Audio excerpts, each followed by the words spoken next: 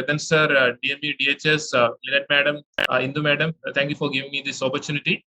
So very shortly, I will take you through the Kerala experience. It is almost 1 month since the first case presented to us. It was on 12th of last month.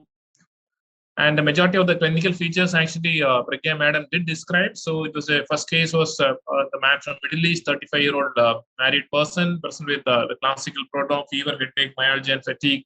On 5th of, he developed on 5th of last month, around say 1 week after a high-risk contact. He presented with the classical distinct lesions and was admitted on 12th. It was not a very difficult to make any sort of a we never had any differential diagnosis because of the lipedema, the oral lesions, the lesions in the genitals, etc. And also, patient did say that it was a contact of a suspected case of monkeypox.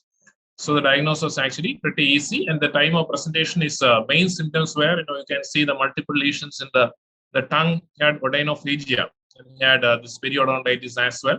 All these things have been described by Pragya madam. I will take you through the investigations. Almost all the cases in Kerala, so we did see leukocytosis to begin with. So it could be due to, in this case, he had periodontitis, and in the patient who died, he had an inguinal abscess, etc. You can see that it was a neutrophilic predominant leukocytosis. An index case had a transaminitis as well, and you can see the dynamics of ESR. At the time of presentation, it was 60, then rose to 120, and time of discharge also is to a 60. So all the inflammatory markers were very much rise. You can see that the D dimer was 3,500 at the time of presentation. It's probably an inflammatory response, just like in COVID-19, which we observed in this case. Still, we started the patient on anticoagulation because as of now, it has not been linked to activation of the coagulation cascade. Probably it is a response of it's an inflammatory response to the virus. And the transaminase at the time of presentation were very much elevated. At the time of discharge, that is, within around 14 days, it became normal.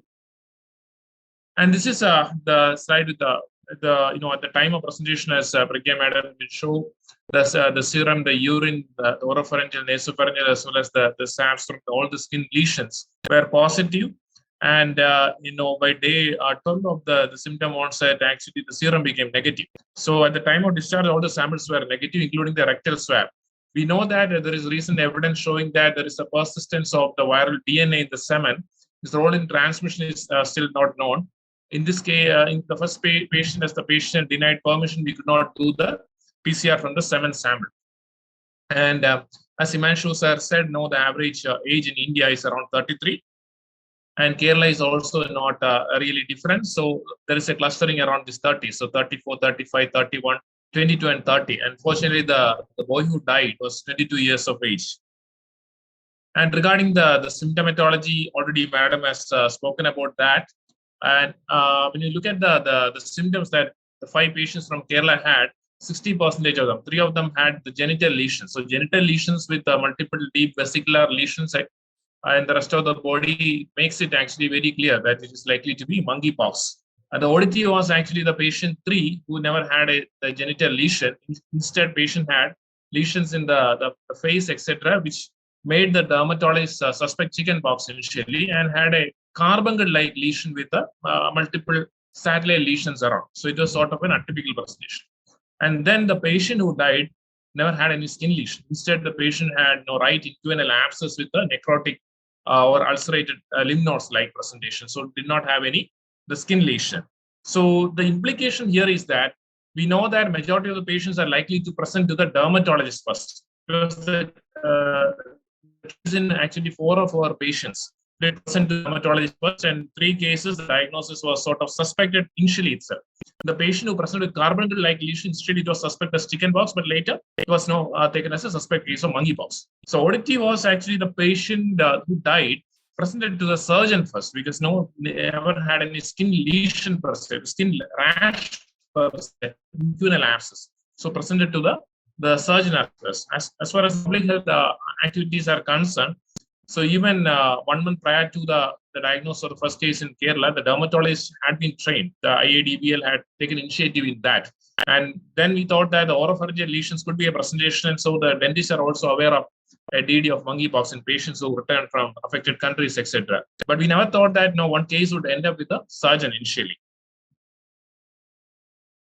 Now this is the point of first contact. So 80% for patients when dermatologist first. So all the dermatologists are aware, so they are unlikely to miss the diagnosis. But one patient went to the surgeon first. Yes, the presentation was as an inguinal abscess. This is actually the areas from where they had returned to Kerala. So all of them are from UAE, two from Dubai, one from Ras Al Khaimah, one from Al Ain, and one from Abu Dhabi. Probably showing that it might be widespread in UAE. The number of cases which are reported from being reported, that is around 16 cases, may not reflect the real situation in UAE.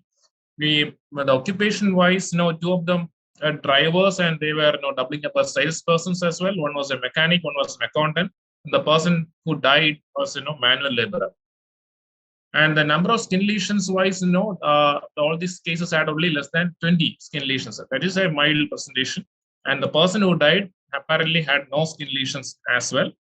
And then anogenital lesions were present in actually 3 of them. The patient who died had only inguinal abscess, and one patient never had any genital lesion. And regarding this is from ECDC, it shows that an asymptomatic presentation is also possible. And the current clinical presentation, we know that the presentation number of skin lesions are very less, and sometimes the pleomorphic lesions are being described in 33% cases as well. So it is not monomorphic as classically is being described. And where actually the Kerala experience sort of deviates from the literature from WHO as well as Europe and US is actually in the sexual orientation, because people don't come forth with this the sexual history. 2 of them did agree to this heterosexual contact. The remaining 3, the person who died, we could not take the history. The other 2 denied any sort of sexual contact. Another aspect is across the world, the HIV patients account for around 20 to 40% of the cases. All 5 cases in Kerala were HIV negative. And this was the person who died. It was a 22-year-old male from UAE who developed fever on apparently around the 15th of last month, and then developed right inguinal lymphadenopathy with abscess formation and returned to Kerala on 22nd of this month. And next day, he actually played football.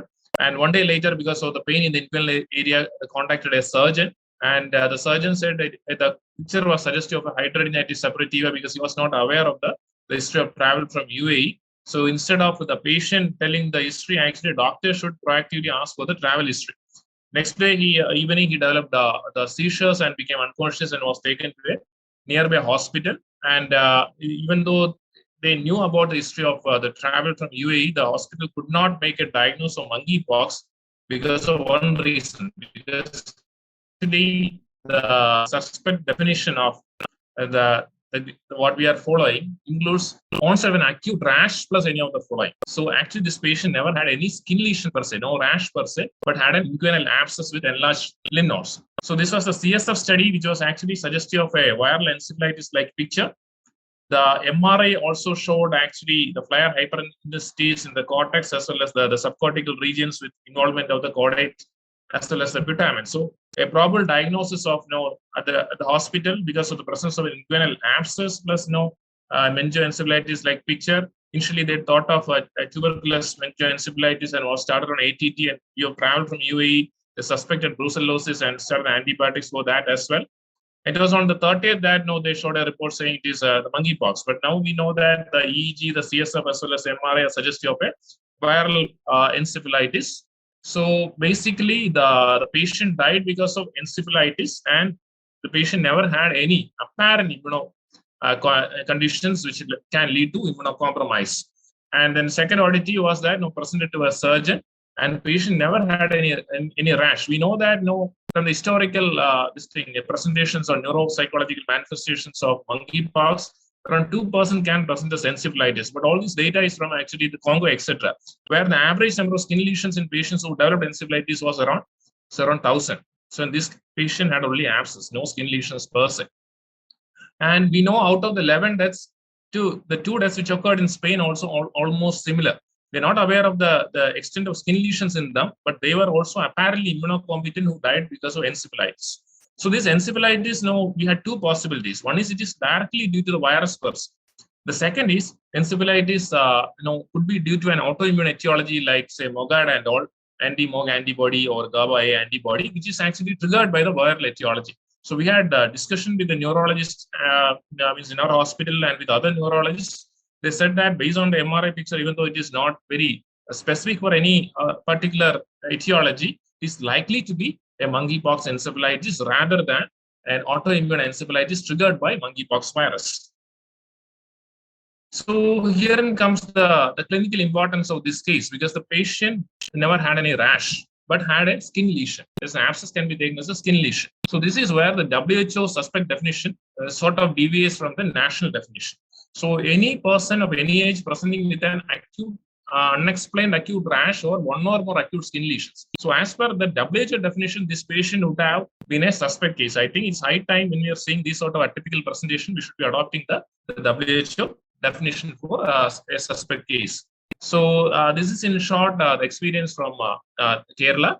There is out of 5 cases, it's unfortunate that one of them died, and the person who died taught us a lot of things. There is a monkeypox actually can lead to encephalitis, or even it can trigger some autoimmune phenomena like that. So probably it is a monkeypox encephalitis per se, it's due to virus per se, and can occur in the absence of any rash. The recent Spanish study tells that in patients who present without a rash, we need to exclude rectal ulcers as well. So in this case, we don't know whether rectal ulcers were missed or were not looked for.